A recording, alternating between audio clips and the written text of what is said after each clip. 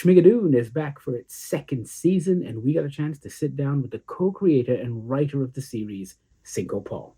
Tell me this, Cinco. The last season came out at a very interesting time because in Malaysia, we were going into another COVID lockdown, and your show gave us this infusion of joy and delight that we needed.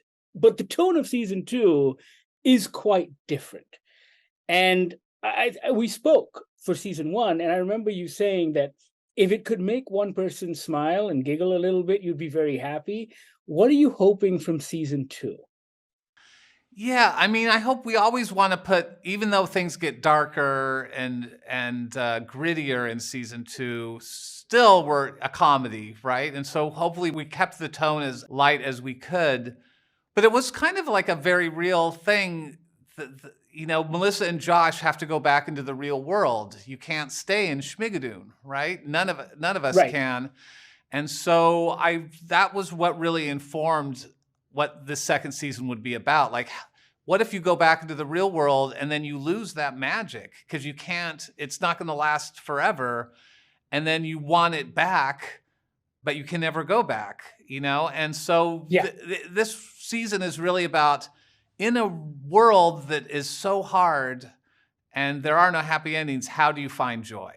How do you find happiness? And hopefully part of the answer of that is song and dance. I feel like you've upped the stakes with the meta-ness of the series as well. Yes. Because in season 1, it was meta because they were experiencing it for the first time. Now they've experienced it and then commenting on that experience too.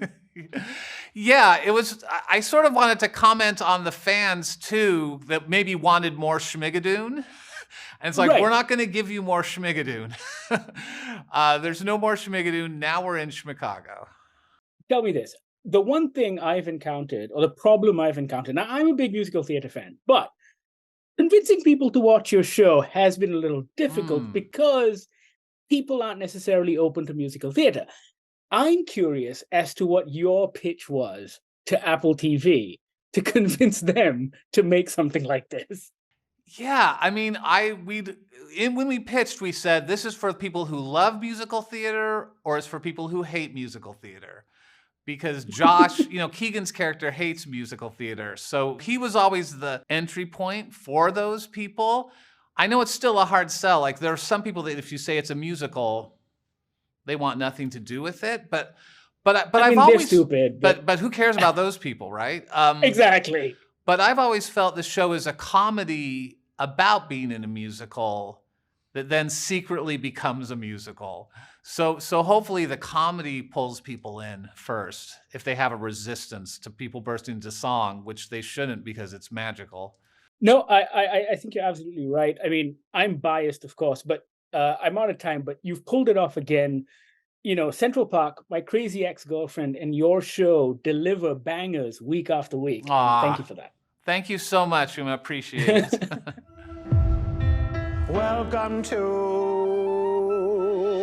Schmicago!